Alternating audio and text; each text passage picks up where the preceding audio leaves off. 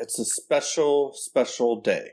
Yeah, man, a special Super Sideshow for a special event. The Werewolf by Night. It's very interesting. Mm-hmm. This is a one shot, so Marvel just Disney put this out about 50 minutes long, 54 minutes long. Right.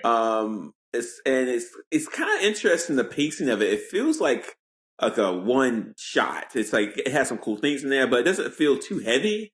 Like I think you and I are so used to like reading. Not reading, watching like long series and like 6 episode series or movies and stuff like that. It's kind of nice to have something that's like right there at a nice little medium point. Right, yeah. Because when I was watching this, I was like, okay, I'm going to watch this. Hopefully it's going to be okay. And it was like a pleasure to watch. I'm curious about the future of this format because I would be into it a lot more. So hopefully Marvel is taking note. What did you think of it? Yeah, 50 minutes is that's a good time. I like that. I like it a lot. I don't know really what I thought of Werewolf by Night totally yet. I watched it with my family for sure. Whoa. It's a little dark. It's not that dark. My youngest is 12. Yeah. This is not rated TV mature. It's rated TV 14. So my youngest is like 2 years younger than the rating. Yeah, he's fun. Yeah. They for sure, none of them enjoyed it. Nobody in your family or just your kids? Nobody in my family. Wow. Really? So I'm like on the fence as to whether I enjoyed it or not. I definitely like parts of it. My favorite parts of it were my absolute favorite part of it is the special program animation at the beginning of it. Because I used to love those as a kid. You know, you'd have the CBS specials coming on with that animation, and it's just what is it? Schrodinger? No. What's the bell? Anyway, whenever I hear like one of those special program animations, it's just triggers something in me. You know, you're gonna have a good time. Yeah, and there's a couple of different things that I liked about this episode. My second thing that I really liked was, if we can call it a hallway fight scene.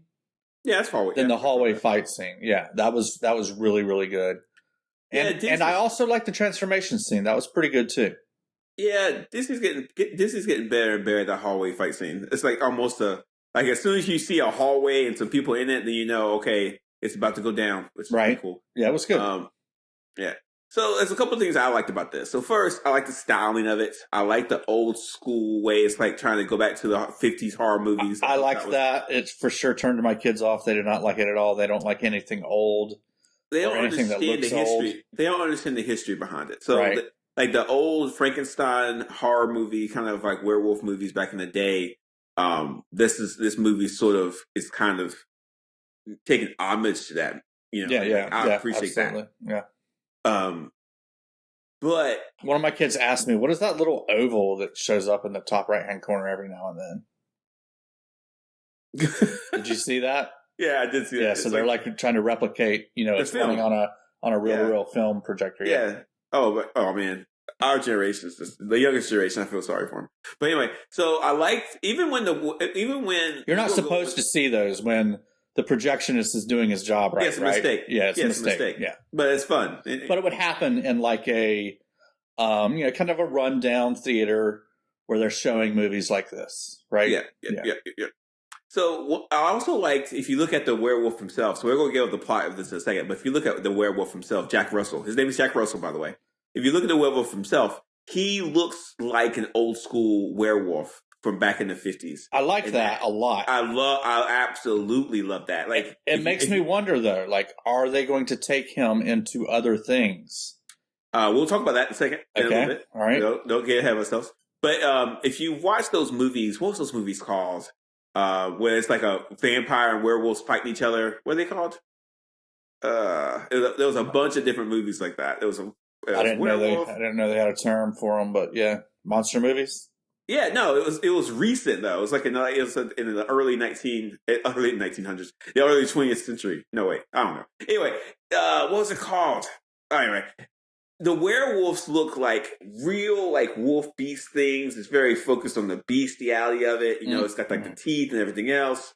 And I really, really enjoyed how they focused instead on the old school 50s werewolf. Like, it's not gross. It's not all about that. It's more about how it's like more of a man makeup kind of deal. And I really like that. I think it worked really well. Yeah, and I did like how they did the transformation too. Like, they didn't show the transformation. Yeah. It happens off camera, but you see it happening through the shadows. Yep. And through Elsa's expression on her face. Yep. I really enjoyed that scene. I thought it was great. And she looks just horrified, you know, which I liked a lot too. Right. So it all worked out really, really well. I thought they had good control of the episode. I thought they knew what they wanted to do. But with an episode like this, you don't have an episode like this unless you're going to do some more stuff with it. And I think our listeners should understand that this is just the start of something that Marvel's going to be working on. There's a lot, and they have a lot of cool things they can do, especially if you look at the two main actors, Gail Garcia Bernal and Laura Donnelly. These two people, especially Gail Garcia Bernal, he's been in a lot of great things, but Laura Donnelly is also a great actor. And so you have these two really good actors who did a great job with this episode. They did a great job. It felt real. You really feel like there's some kind of connection between the two. And Laura Donnelly's easy to watch on screen, especially when she was doing the fight stuff, but also just from her attitude in general. And you put all that stuff together, and this is a complete success that Marvel's recognized and understand that they're going to do more with. What they're going to do, I don't know just yet. But there's a couple of different characters here that are not only important for Disney, for Marvel, but it's like kind of essential, especially when you're looking at Blade and other stuff as well. So we'll get to that towards the end. So first, okay. I usually do a plot synopsis, but this time it's up to you. You do a plot synopsis first. So. I mean, there's not a whole lot of plot to this, right? Let's assemble the hunters. We get all the hunters into one spot. But why? Why were they there? Oh, the guy who is the keeper of the Bloodstone, he has sadly died. Mm-hmm. And so now it's time to pass on. It's time to pass on the Bloodstone to the next keeper of it. Usually that would just kind of be passed down within the family. Mm-hmm. But apparently there was like a falling out between Elsa and Ulysses. So she's not like, it's not in the will. So she's here to compete with other hunters to see who gets it. Yeah, and the idea is if they kill and these are monster hunters, so their job is to kill monsters that's all over the planet. And so they're establishing two things here. One, there are people besides the Avengers and all the people we've seen in other Disney Plus episodes that have superpowers or super abilities. And then two, there's a whole lot of monsters in our planet.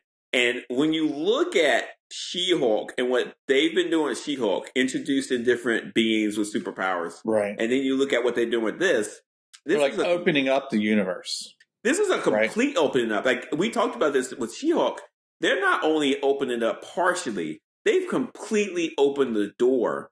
So it's like, okay, we're done. We're going to open everything up now. It's a free-for-all. And so if you have a good idea, and if you have comic book characters based in the Marvel comics that you want to try out, then okay, go for it. I guess, and a lot of times too, we've been asking, when have the X-Men shown up? Where are the mutants? Mm-hmm. At this point, we need to stop thinking about that and think more about they're already here. We just don't see them yet. And like, there's a whole world full of superheroes that's just like, you know, it's all out. And this Werewolf by Night episode's definitely kind of like showing that there's a whole different world when it comes to monsters and, you know, superhero and stuff like that we'll have to address at some point, which I think is a lot of fun. Yeah, and in the Infinity Stone saga, it's basically like there's a few handfuls of superheroes on the planet, basically.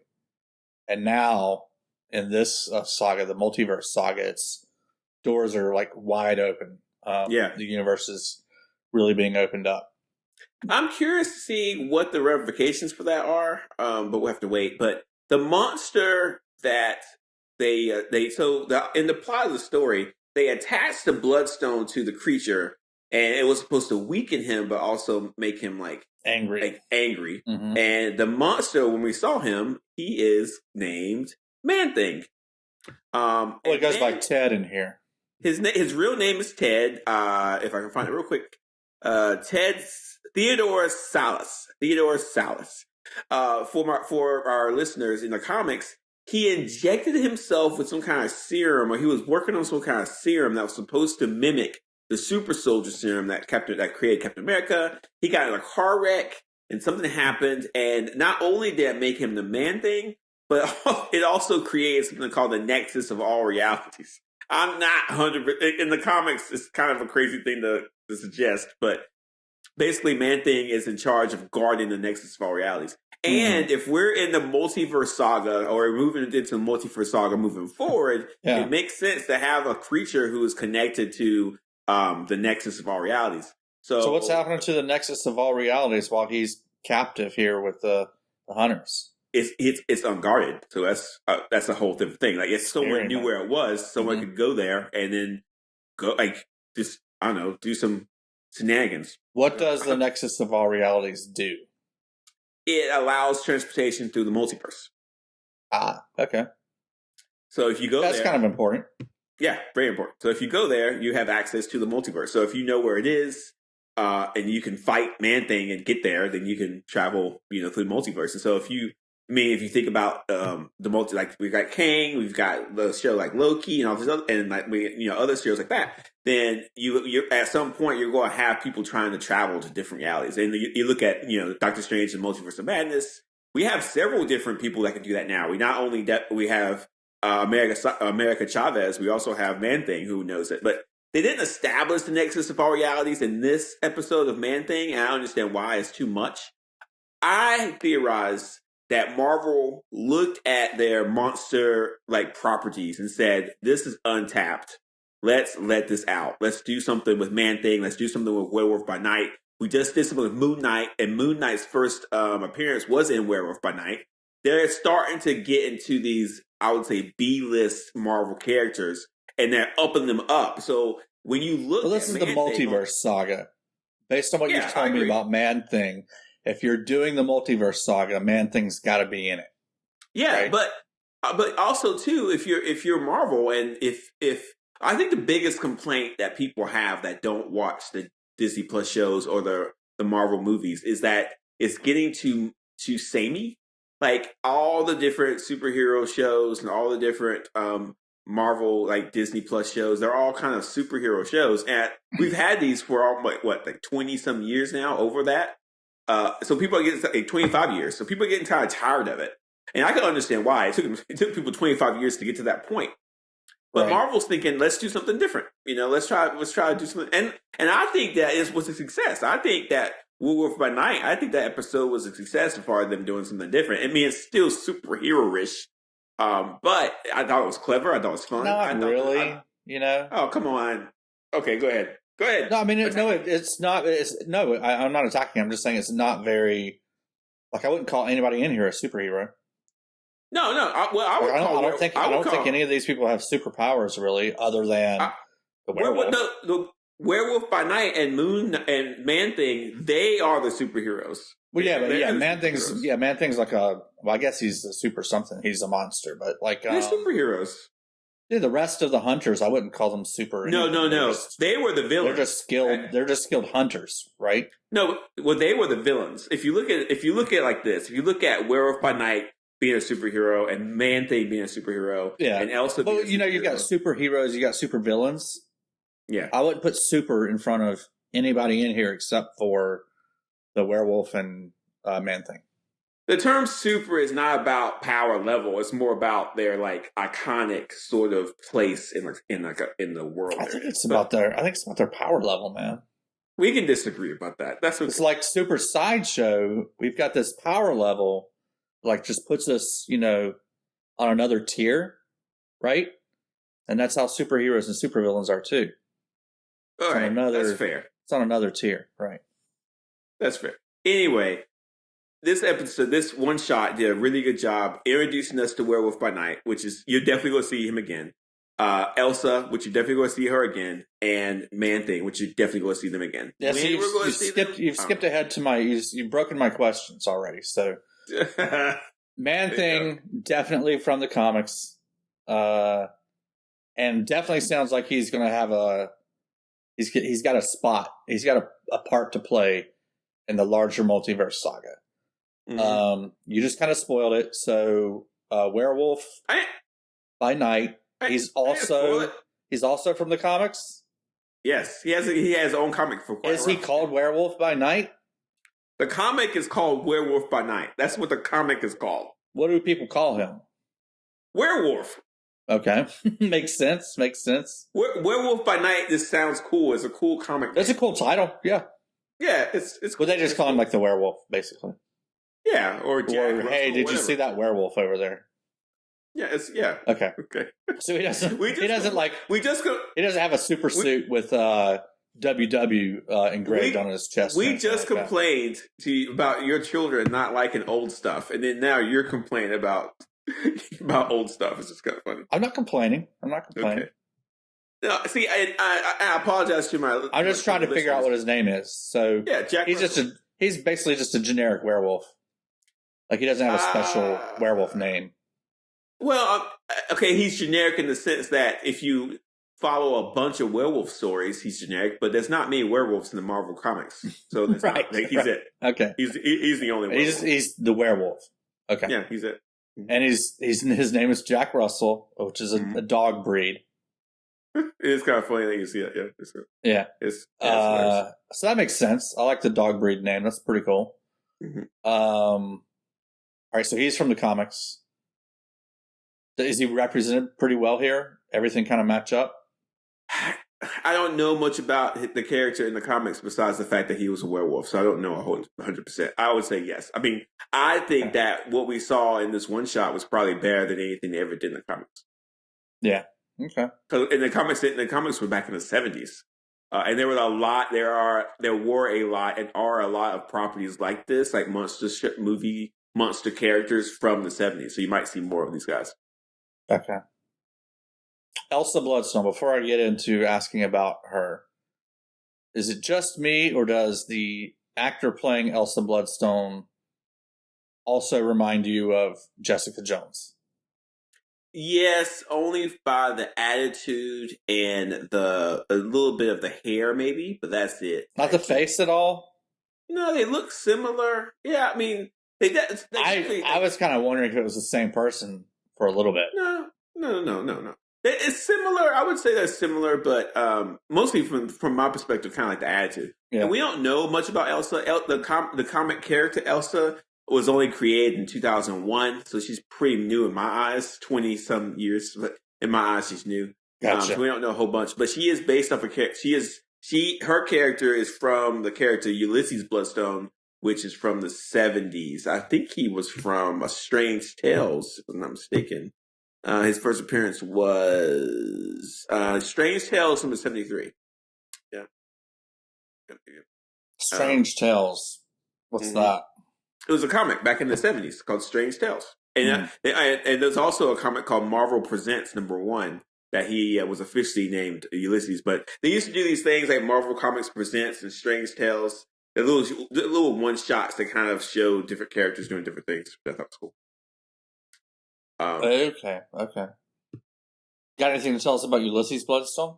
No, absolutely not. He's as throwaway as you can get. And the Bloodstone also is throwaway. And this is something that Disney Plus is going to be doing more and more. They're going to be finding these throwaway characters who no one thought about or care about, and they're going to elevate them up and do something completely different with them because it's probably easier to do and nobody cares. So again, no one cares about Elsa Bloodstone. But Mike, I will say this, and you might find this interesting. She has, in the comics, connections to, are you ready? I'm ready. Deadpool. Ooh. I think they were lovers, but I'm not 100% sure. And, we got Deadpool coming out in a new movie, blah, blah, blah. So a lot of times this kind of stuff doesn't feel random to me. Like it's like them coming out with Werewolf by Night and then Deadpool having none of this is random. Yeah. Yeah, it's like but well, how can I put this? I don't know how not random it is. Like, I don't know if someone at Disney has a big chart with all the different things they're working on trying to do. They've definitely got, there's a big chart. Sometimes they pull out the eraser on the whiteboard and erase some things they had planned and draw new lines. But there's definitely a big chart. Yeah. It's got to be. Yeah. Well, anyway. So, yeah, Elsa's and the comics that she was in, nobody's going to care about. So again, there's no fans walking around thinking, "Man, I can't wait for this Elsa Bloodstone." But did you see at the end of the episode where she holds the Bloodstone and like the whole thing's in black and white, right? Yeah. And then it slowly changes to color. Mm-hmm. Like her outfit is exactly the outfit she had in the comics. So okay, yeah. So the Bloodstone isn't going to have a huge role to play in the Multiverse Saga. We don't know, man. I think the Bloodstone's going to come up again. I mean, you said it's pretty throwaway in the comics. It's very throwaway. I never heard of it. But like, I think that Disney's going to do something special with it. I'm not sure exactly what they're going to do, but I think they will. Right. I don't think it's going to have, because it'll be kind of be retreading to have another stone that plays a key role in the saga. So I don't think they're going to go there.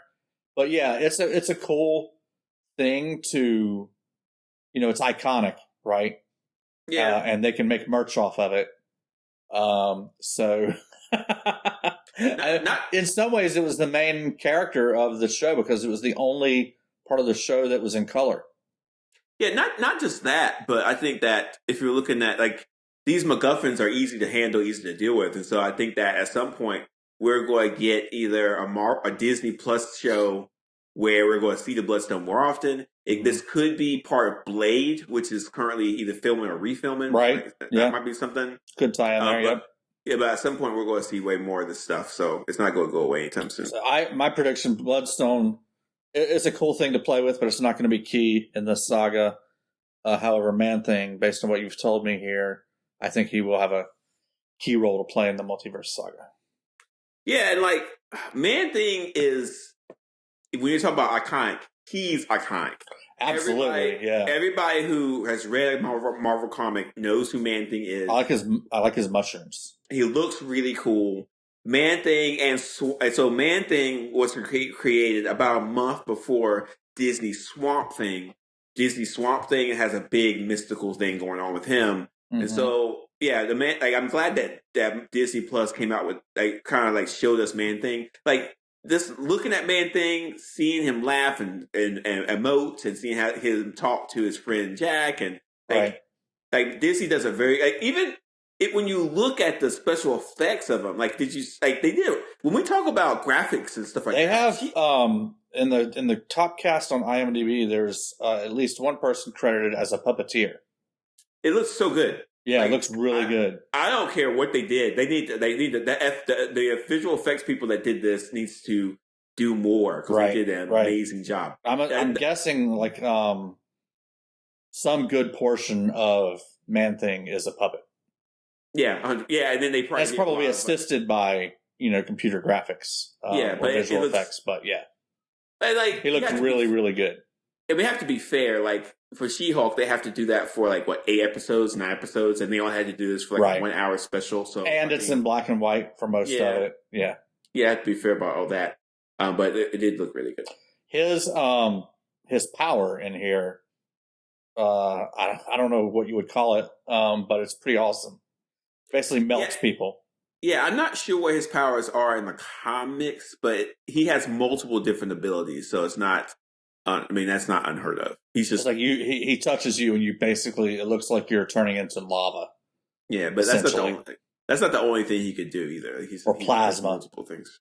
Like you just kind of change physical states, and you're gone. Yeah, but as far as the success for this.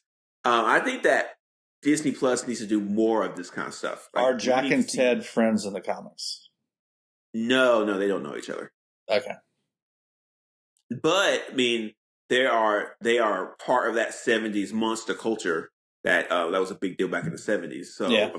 I like the idea that you have a subculture of people who are like part of this like monster society that we don't know about. Right. I enjoy that and I appreciate that. I think they did an amazing Do you job. think Marvel needs to do more of this in the future?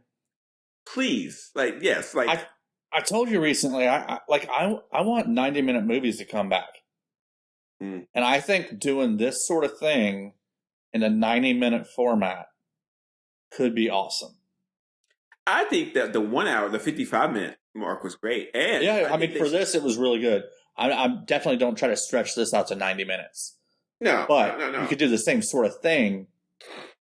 I mean, what they could do is every 2 months release a Werewolf by Night special or a Man Thing special or a Bloodstone special, so we get to see the progression of the story and move it forward. Just do it every 2 months or so. It'd be awesome. They said they wanted this. The reason they put that special thing in front of it is they want this to be something that people play every October. Yeah, like for Halloween. Yeah, that's funny. Yeah, that's good. And to be fair, I know you said that it's not too graphic, but we saw a sword get like popped into somebody's head. Oh yeah, you know, yeah. So that's like that's a lot. And we also saw people just being disintegrated. We saw a hand chopped off. We saw like a nail get shoved in someone's throat. So I'm not worried about Daredevil at all. Well, this was TV 14. I know this didn't even get TVMA. Yeah, so if they're fine with this level of violence for 14, then we're good. Yeah, I mean that hallway fight, relatively close to like a Daredevil shot, right? So we don't have any problems. No problem. What do you think about this? Are you going to watch it next October? Will I watch this every year? Yeah. No. Okay. No. So it failed on that goal for you at least.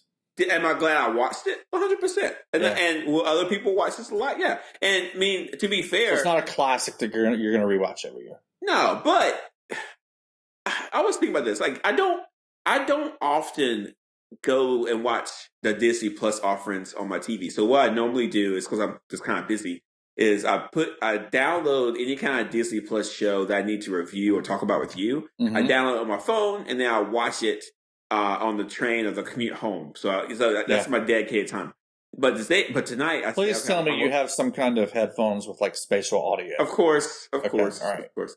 But when I'm at home, I decided to watch it here, and I just started perusing through all the Disney Plus stuff. And man, there is so much to watch on this, like a ridiculous amount to watch.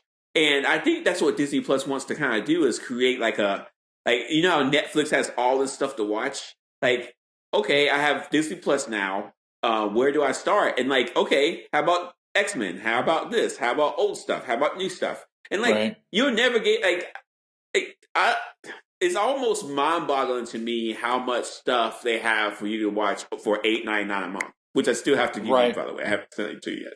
But it's crazy. And so I think from Disney's point of view, it's like, let's have a certain amount of stuff every month or so people can have a reason to watch our app or download the app. And every show that comes out is another reason for someone to subscribe to Disney Plus. Yeah, I mean, I love unsubscribing from these things. Nothing brings me more joy than unsubscribing from a TV package. And I don't see a time in the future where I'm going to unsubscribe from Disney Plus. Yeah, me neither. Yeah. I might, to be honest with you, I'm closer to doing that to Netflix than I am to Disney Plus. Oh, dude, if T-Mobile wasn't paying for my Netflix, I would have already done that. Mm-hmm. So anyway, their goal is this is a special thing. Maybe you'll watch it once a year, every October, every Halloween. If they are setting out with that as their goal, this brings me to my least favorite part of the show. Okay. My least favorite part was the very end, where it goes into color at the same time that they start playing Somewhere Over the Rainbow. If you're trying to create a classic that people watch every year, you can't borrow something so key to another classic that people watch every year. Especially when it's the same holiday that you're camping on. The Wizard of Oz is something people watch once a year, this time of the year, and that's their song. You can't borrow that. Get your own song and use that. I'll be honest with you. I thought that this episode of Werewolf by Night was far more entertaining than Wizard of Oz. You cannot argue that the Wizard of Oz is a classic. Oh, it is classic. I think it's terrible. I've never liked it. But I'm just saying you can't argue. It's already got, it owns that song. Yeah. If you want to be as special that people watch every year, is Over the Rainbow? Is that from Wizard of Oz? Yes. Oh, I didn't know that. But, either I'm a crazy man or yes, it is. I think that was such a wrong move that they should redo the end of this show with another song. It's not even that big a deal. Like, I don't even remember them doing that. When your goal is for this to be a special that people watch like once a year, you can't borrow the song. So the only recognizable song from this show is that song. You can't borrow a song from another once a year special where that's the song. Okay, that's fair. But that moment where Jack is just talking to it's really crazy because Mike, I don't even know how to say his last name, Giacchino. He's a composer. He does music. He should have gotten that. I don't know. That was my least favorite part of it. Do you have a least favorite part? I don't think I had a least favorite part. I think my favorite part was when Jack and Man Thing were just talking and being like normal, like just kind of being friends. I thought that was great. Like when they first meet up. No. When they were like when Jack wakes up at the very end and they're like talking and deciding to get sushi. I love that. I absolutely love it. Because it was supposed to be a monster kind of movie, but at the end, the monsters ended up being the good people and the bad monster hunters were the evil people. You know, I like that kind of thing. But as a whole, would I watch a whole like 6 or 7 episodes of this? Probably not. But am I glad that I saw like just one? Yeah, and I kind of wish I would have seen it earlier. It was fantastic. I have no complaints about this at all. So you enjoyed the plot of it and the pacing and all that? I liked the set pieces. I liked the fact that they were in a maze trying to hunt a monster. It was very much sort of like the Minotaur and the Labyrinth type of deal. Kind of enjoyed that. Yeah. The acting was good. I like the action scenes were tight. I love Man Thing. I think Man Thing's going to be a huge hit for the Disney franchise. But yeah, let's move on. It's good. No complaint. Okay. That's just me. Right. I think it could have been bloodier and gorier. That's 100% true. Yeah. What did you think of the tuba? Not much. It's just fine. I mean, there were some cool set pieces that I thought were interesting, but for the most part, I mean, I kind of wish they would have like kind of toned down some of that and focused more on some character development. But yeah, I hear you. The Ulysses Bloodstone. So when he basically turned himself into an animatronic. Yeah, that was really good. That it seems like they have like that is ready made for them to stick into one of their theme parks. Ugh, I hope not. Down to the joke where I'll be rotting for you. That was funny. Seems like it's already made. Like they have a production line set up. Or almost like they're ready to install those in some of their theme parks. Yeah, I hope not. That's the worst. Like I'm hoping that they do this one thing. They respect the characters. They do some interesting things, but then move on. Hopefully, they. Well, you know the Werewolf too much by Night, or I guess Jack Russell Werewolf, whatever he's called. He's already at the theme parks. Really? Yeah. They have actors dressed up as the werewolf on top of buildings. He's like pacing around and howling and stuff like that. What? Yep. He's already at the theme parks. That's disgusting. Anyway, that's all I've got for you expect Disney not to do that? I know there's probably 2 different groups of people at Disney. There's a group of people who want to respect the history of these characters and do something cool. And then you have people who just will make a bunch of money off of it. And the people who make a bunch of money off of it probably are winning the battle on a daily basis, but it is what it is. All right, I'm gonna have to send you that link and drop it in the show notes. It's all right. It's kind of interesting. But that's all I got. I have nothing else for Werewolf by Night, unless you got something else. Nah, nothing else really. I don't have any news you can abuse, but I do have an article from the Hollywood Reporter that kind of talks more about like why Marvel did this and why Disney is doing this with Werewolf by Night. I think it's pretty interesting, so our listeners can check it out. Cool. Okay. So that'll be in the show notes too. Yeah. I hope when you guys listen to this, I hope you have a howling good time. You get it? How it's about as good as the joke that Ulysses told. Howling. I thought it was pretty good. All right, so that's our special episode. So we also will have our final She-Hulk episode this week, right, Mike? Oh my goodness. That's right. Yeah, coming up. Final She-Hulk episode. Where's the time go? My lord, it's crazy. And this was relatively, as far as Marvel series goes, this is a pretty long one so far. Yeah, 9 episodes versus 6. So we don't have to get too much in the weeds about this, but She-Hulk was longer than normal. The Daredevil's already been, it's going to be 18, so maybe they're trying to be so good. Yeah. Hey, Mike, how can our listeners get other people to listen to this special episode of Super Sideshow Werewolf by Night? Hit that share button and share this with your friends. Share it on social media. Share it on Reddit. Share it on Twitter. Share it on Facebook. We have a YouTube channel. Go to YouTube. If you see, every now and then, one of us will have something really good to say. And so we'll make a clip out of that thing and put that on YouTube. Yeah, so we're doing find these YouTube like short shorts. clips. Yeah. We're doing YouTube shorts, right? All that. If you find one of those that you like, slap it up on Reddit. See what other people think. Slap it wherever. Just share it. Engage, and don't be afraid of leaving comments on YouTube. We've had some very awesome people giving us comments on YouTube. Thank you very much for your helpful comments. Absolutely, and telling us how awesome we are. Or hit us up on Twitter at Super Sideshow. Yeah, we're always on Twitter. Mike is always on Twitter. A really healthy way to engage with each other. It's the communal soapbox, I think it's what it's called. Communal town hall, which I appreciate. Water cooler, yeah. Yeah, water cooler, yeah. That's it. Thanks, Mike. We'll see you next time I hope you don't have bad dreams tonight. Scary dreams. No, this was not that scary, but we'll see you next time for She-Hulk. I might have a couple of demons. Yeah, see you guys for She-Hulk.